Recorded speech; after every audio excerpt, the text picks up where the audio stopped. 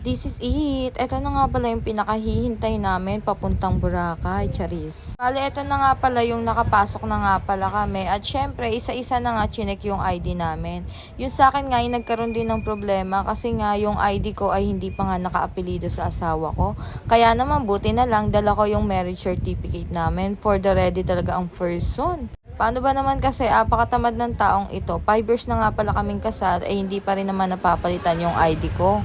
At maya-maya lang din naman yung kay Shane naman yung nagka-problema kasi nga may ID nga siya, wala namang pictures, charis. Bali sa airport pa nga lang ay talaga naman nakaka-stress na.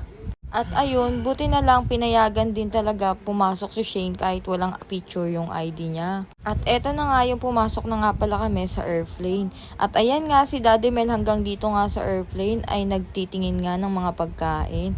Titignan daw niya kung ano daw yung masarap. Akala mo naman may pambili at eto nga yung view na makikita mo pag nasa taas ka na. Syempre, nag-selfie lang din pala kami dyan ni Daddy Mel. Kunyari lang yan na hindi nakatingin pero alam niya yan, charis. At eto na nga yung pababa na nga kami. Syempre, eto na nga yung tinatawag ng marcha ng mga gastador, charis. Syempre, deserve naman namin to.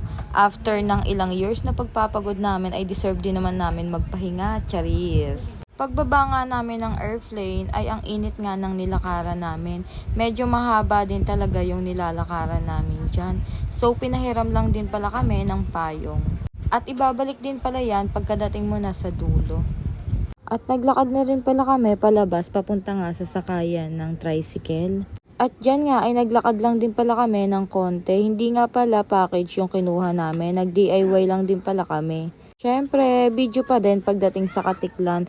Ang ganda nga ng ambience dito, apakatahimik talaga naman nakaka-relax ng isip, charis. At dito nga ay hirap na hirap nga ako kasi nga may bag pa akong dala at buti na lang nakaramdam nga si Daddy Mel, charis. Bali nagbayad lang din pala ako dyan ng terminal fee at pagkatapos ko nga ay yung environmental fee naman ang binayaran ko. Bali may kasama nga pala kaming 3 senior at 2 estudyante, then 2 regular. Ang binayaran ko nga sa environmental fee ay 900, pati naman yung sa terminal fee ay 900 din. Then syempre yung boat ay 350 lang. Grabe, hindi pa pala doon nagtatapos yung binayaran namin sa airplane. Syempre pagdating pala dito ay gagastos ka rin pala ng libo-libo, charis. Ayun nga, nagtanong lang din pala kami kay kuya kung saan nga yung bangka na sasakyan namin at tinuro naman. Basta kasama mo talaga si Magda, hindi ka talaga maliligaw. At ayan nga, sumakay na rin pala kami sa bangka na sasakyan nga namin. At dito nga ay hindi nga namin alam na may number pala ang kada seat. Kaya naman for the hanap ang mga person. At nung nakaupo na nga kami ay hindi naman pala to pupunuin. Depende lang pala to sa sakay ng bangka. Kaya naman, nag-selfie pa nga ang person kasi maluwag pa talaga.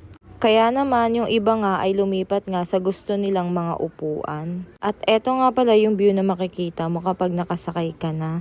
Syempre, pagbaba mo nga pala sa port ay sasakay ka ulit ng e-trike. Ito naman yung papunta na sa hotel namin kung saan ka mag-check-in. Fera Hotel nga pala yung pag-check-inan namin. Grabe, napakabait talaga ng staff dito. 10 out 10. May palibre pa nga sila na drinks dito. Siyempre, ito din yung pa-welcome nila sa room namin. At yun lang, abangan nyo ang part 2.